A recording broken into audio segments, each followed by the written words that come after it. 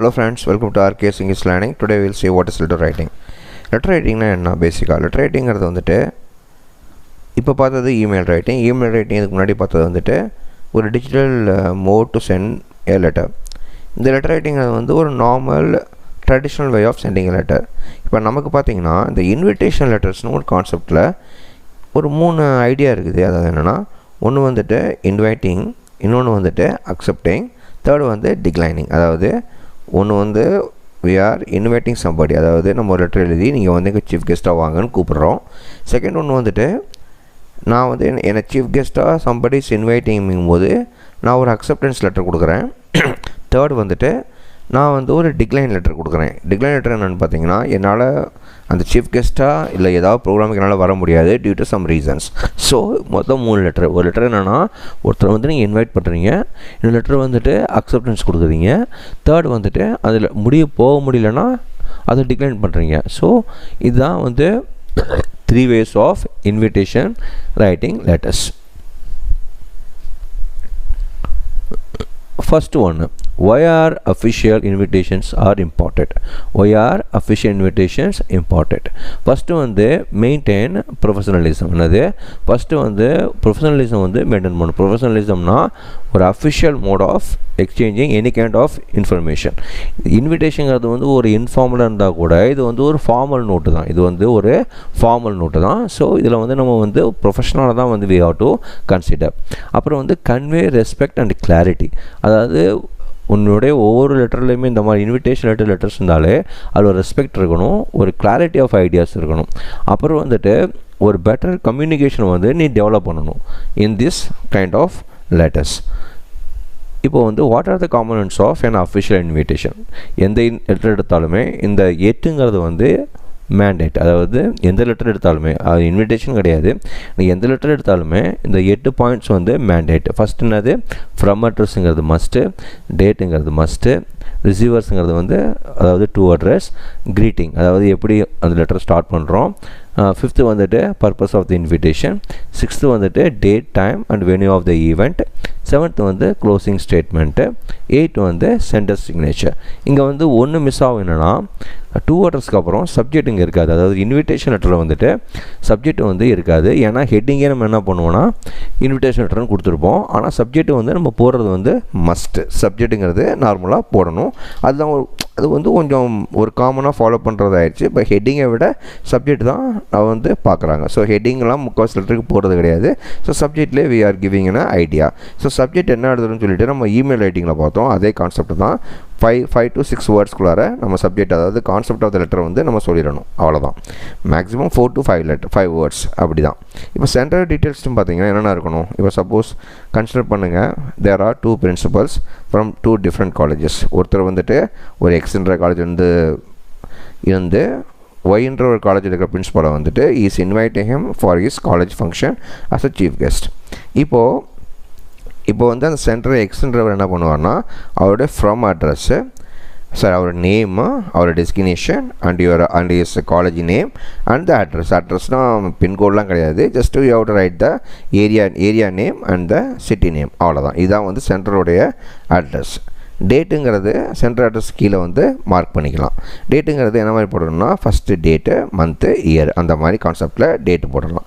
அதுக்கப்புறம் to address யார், அதாவது ரிசீவ் பண்ண போகிற பிரின்சிபல், அவர் பேரை போடணும். அவர் பேரை போட்டு பிரின்சிபல்னு போட்டுட்டு அவருடைய காலேஜ் நேமு, அந்த லொக்காலிட்டி அண்ட் சிட்டி இதை போட்டணும்.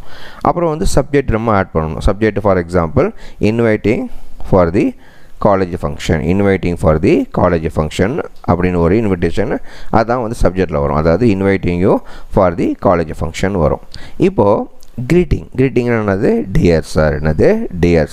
ஏன்னா இப்போ வந்து 2 பேருமே ஈக்குவல் பொசிஷனில் இருக்கிறதுனால டியர் ப்ரொஃபஸர்னு ஆரம்பிக்கலாம், இல்லைனா வந்து டியர் பேர் சொல்லி கூட ஆரம்பிக்கலாம். ஒன்றும் தப்பு கிடையாது. ஏன்னா both of them are on the same position, so they don't need to worry about being so formal in addressing them. So they can say either dear sir, or you can mention their name, or you can mention their designation. Dear professor சொல்லலாம், dear principal சொல்லலாம், இல்லைனா dear xyz அந்த மாதிரி சொல்லலாம். So அந்த greetingல வந்துட்டு அஃபிஷியலாக இப்படி தான் சொல்லணும், dear அவ்வளோதான் சொல்ல முடியும். இங்கெல்லாம் பார்த்தீங்கன்னா பர்சனலுக்கு சொல்கிறது. ஸோ அதில் வந்து நம்ம வந்து இதை வந்து மிக்ஸ் பண்ணக்கூடாது. அப்புறம் வந்துட்டு purpose of the invitation already, அதாவது எதுக்கு இந்த லெட்டர் எழுதுறீங்க, எதுக்கு அவங்களை இன்வைட் பண்ணுறீங்க, வாட் இஸ் த ரீசன், இதெல்லாம் நீங்கள் அவர்கிட்ட சொல்லணும். அதனால தான் அதாவது அவரை பற்றியும் சொல்லணும். That's why we are inviting you for our college function. அப்புறம் date, time and venue of the event, அதாவது பர்பஸ் ஆஃப் த இன்விடேஷன், அவர் எதுக்கு நீ இந்த காலேஜ் ஃபங்க்ஷனுக்கு சீஃப் கெஸ்ட்டாக கூப்பிட்றங்கிறது பர்பஸ். அப்புறம் வந்து எங்கே, எந்த டைமில், எந்த டேட்டில், எந்த இடத்துல நடக்குதுங்கிறத இன்ஃபார்ம் பண்ணுறேன். அதாவது அவர் வரணும்னா எந்த இடத்துக்கு வரணும், எந்த டைமில் வரணுங்கிறத மென்ஷன் பண்ணுறேன், ஸ்கெட்யூலில் மென்ஷன் பண்ணுறேன். 7th வந்து க்ளோசிங் ஸ்டேட்மெண்ட். க்ளோசிங் ஸ்டேட்மெண்ட்டு நம்ம இமெயிலில் பார்த்த மாதிரி தான்.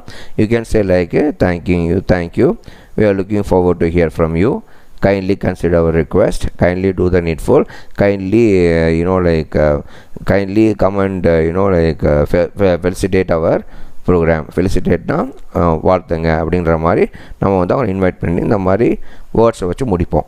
முடிச்சுட்டு சென்டர் சிக்னேச்சர். இங்கே என்ன பண்ணுவோம், அந்த தேங்க்யூன்னு போட்டதுக்கப்புறம் ரிகார்ட்ஸ்ன்னு போட்டு சென்டரோட பேர் மட்டும் எழுதினா போதும், அதாவது சைன் மட்டும் பேர் எழுதினா போதும். ஏன்னா சென்டர் டீட்டெயில்ஸ் எல்லாமே நம்ம என்ன பண்ணியிருக்கோம், ஃபஸ்ட்டே கொடுத்துட்டோம் இந்த ஃப்ரம் அட்ரஸில். இது தான் components of any official invitation. Not only official invitation, any letter நீ எழுதினாலுமே இது தான் ஃபார்மேட்டு. இந்த ஃபார்மேட்டை தான் நீங்கள் ஃபாலோ பண்ணணும். இது 8 பாயிண்ட்ஸ் இருக்கணும். இதில் வந்து இன்விடேஷனில் வந்து ஒரு பாயிண்ட் நம்ம போடுவோம், சில சமயம் போட மாட்டோம். அது என்னென்னா சப்ஜெக்ட். ஓகேங்களா, சப்ஜெக்ட் மட்டும்தான் நீங்கள் வந்து மற்ற லெட்டர்லேருந்து டிஃபர் ஆகும். பிஸ்னஸ் லெட்டர்ஸ்லேருந்து இன்விடேஷன் லெட்டர் டிஃபர் ஆகிற ஒரே ஒரு ஸ்டேட்மெண்ட் வந்து சப்ஜெக்ட் தான். இங்கே சப்ஜெக்ட்டுங்கிறது எதில் எப்போ வரும்னா தேர்ட்லேருந்து தேர்டுக்கும் ஃபோர்த்துக்கும் நடுவில் வரும். ரைட்டுங்களா, அதாவது ஃப்ரம் அட்ரஸ் கொடுத்ததுக்கப்புறம் தான் சப்ஜெக்ட் வரும். ஃப்ரம் அட்ரஸ் கொடுத்ததுக்கப்புறம் தான் சப்ஜெக்ட் வரும். தென் கிரீட்டிங் வில் ஸ்டார்ட், அதாவது சாலிடேஷன், அதாவது டியர்ஸாங்கிறது வந்து ஸ்டார்ட் ஆகும். இப்போது ரைட்டிங்னா அஃபிஷியல் இன்விடேஷன். ஒரு அஃபிஷியல், அதாவது ஒருத்தவங்களை எப்படி இன்வைட் பண்ணுறீங்கன்னா என்ன மாதிரி இன்வைட் பண்ணணும், what are the points you have to consider. First வந்து use some polite and formal language. Dear sir, அது வந்து கிரீட்டிங்ஸ் ஆரம்பிச்சுட்டு பண்ணணும்னா, ஃபார் எக்ஸாம்பிள் இப்போ வராங்கன்னா அவங்கள்ட்ட வந்து first you have to convince something in a very polite and formal way, and you have to make it very clear that why you are inviting them, what he is supposed to do here, what all things he can speak of, and something about his achievements that are connected to the event. Next வந்துட்டு keep it concise and detailed. அதாவது ரொம்ப வளவலன்னு எழுதக்கூடாது. Just ஒரு first two sentences to ask about his well-being. Next வந்துட்டு you ask him about you give him about the information, and you are telling him that we are inviting you for so and so function. அது வந்து நம்ம கொடுக்குறோம். Second பேராகிராஃபில் வந்து we are explaining him why we have picked him as a chief guest. இது வந்து ரெண்டாவது paragraph கொடுத்துடணும். மூணாவது பேராகிராஃபில் we are convincing him, sir, kindly give your immense presence to our college function. I am looking forward to hear from you. அதாவது உங்கள்கிட்ட வந்து கேட்குறதுக்கு நான் வெயிட் பண்ணிகிட்டு இருக்கிறோம் அப்படின்னு சொல்கிறது வந்துட்டு என்னது, இந்த மாதிரி டீட்டெயில்டாக சொல்லணும். ரொம்பலாம் எழுதக்கூடாது. மிஞ்சி போனால் 8 to 9 words in 3 paragraphs, அவ்வளோதான். 9 sentences in 3 paragraphs வந்து you should write it. அதுக்கப்புறம் double check the event details. Whatever the event you have mentioned you have to double check it. ஏன்னா அதில் ஒரு மிஸ் மேட்ச் இருக்கக்கூடாது. Suppose like 24th நீங்கள் எழுத போய் 25th எழுதிங்கன்னா ப்ராப்ளம் ஆகிடும். இப்போ 11 AM-ங்கிறது 11 PM போட்டிங்கன்னா கன்ஃபியூஷன். ஸோ அந்த மாதிரி you should be very careful while detailing the information about the events. அப்புறம் வந்து include your contact information for any query. உங்களோட இன்ஃபர்மேஷன் வந்து ரொம்ப தெளிவாக இருக்கணும். அதாவது ஜிமெயிலோ மொபைல் ஃபோனோ கொடுத்துருக்கணும். அப்போ தான் வந்துட்டு there would be proper communication if there is something wrong in the further proceedings. இப்போ வந்து அக்செப்டிங் இன்விடேஷன். சரி, நீங்கள் வந்து ஒருத்தங்க லெட்டர் எழுதும்போது அவங்கள வந்து கொஞ்சம் ப்ரைஸ் பண்ணி நம்மளை இன்வைட் பண்ணுறோம்.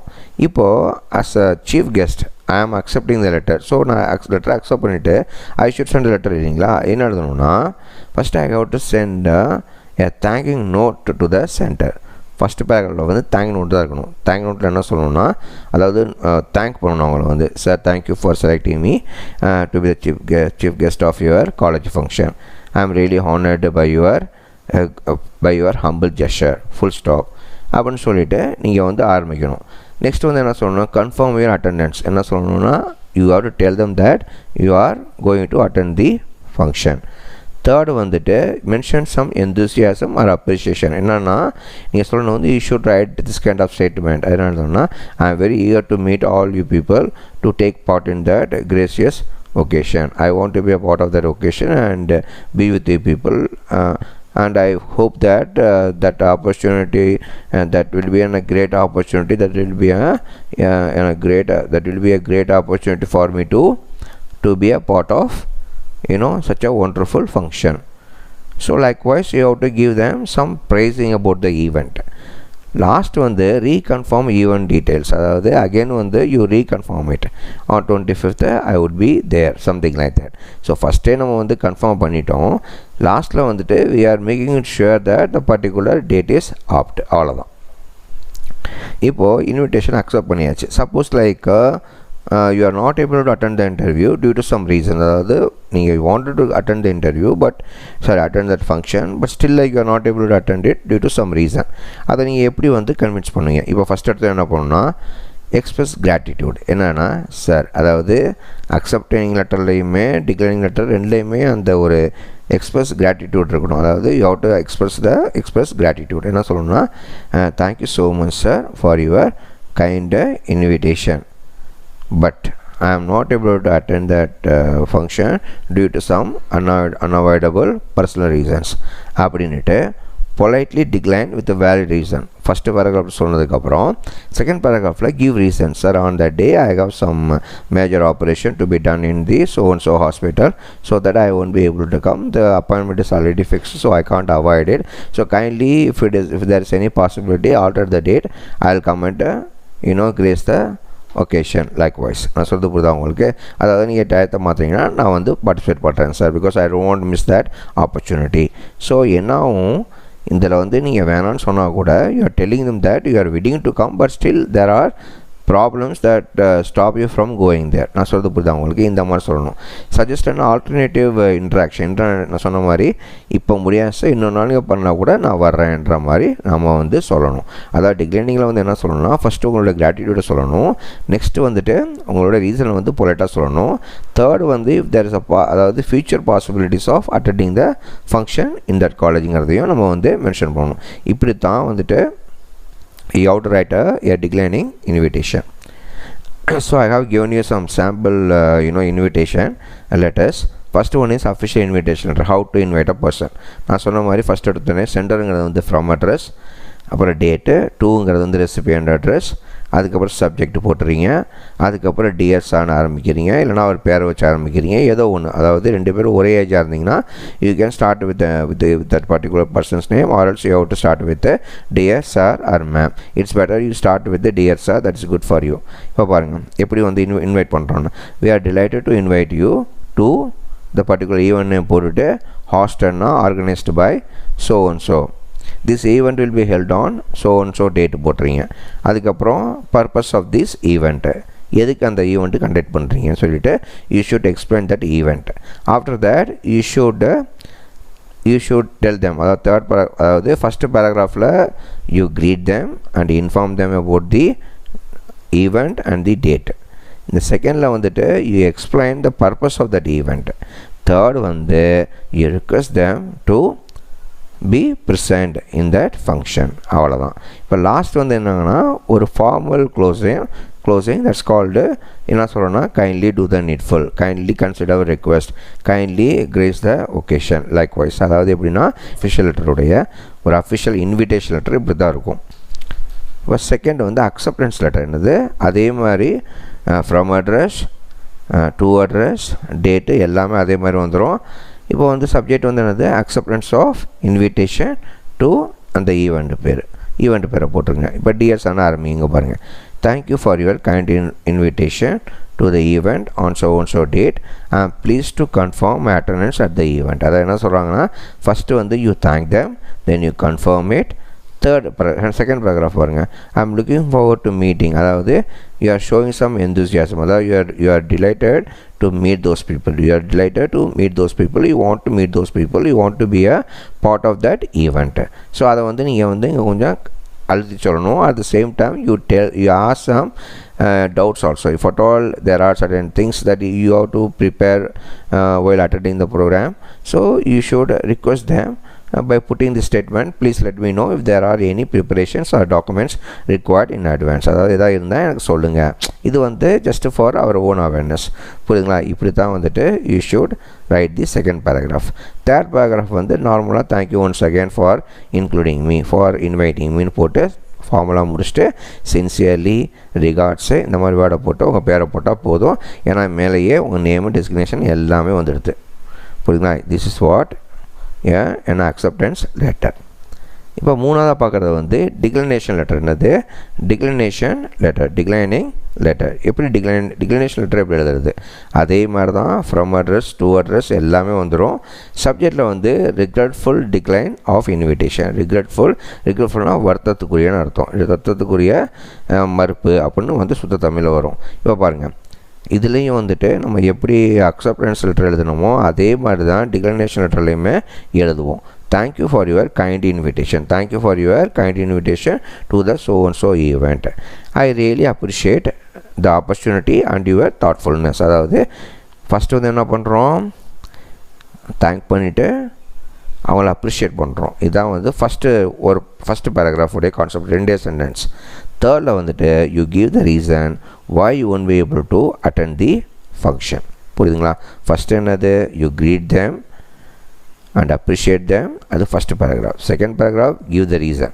Third paragraph you just wish them to make that event successful. Wish them to make that event successful and tell them that if there are possibilities that you would attend in the future. புரியுதா உங்களுக்கு? அதாவது இதை சொல்லிட்டு தான் முடிக்கணும். நீங்கள் இந்த ஃபர்தராக அட்டன் பண்ண போகிற ஃபியூச்சரில் கூட சொல்ல வேண்டிய அவசியம் கிடையாது. You can simply say I wish you successful and enjoyable event. அதாவது you are blessing the event. புரியுதுங்களா? அந்த மாதிரி சொல்லி முடிச்சுட்டு சின்சியரில் போட்டு உங்கள் பேர் எழுதலாம். This is how you have to write the invitation letters and acceptance letter and declination letter. That's it. Thank you so much. Share and subscribe. Post your comments for further improvement of the videos. Thank you so much.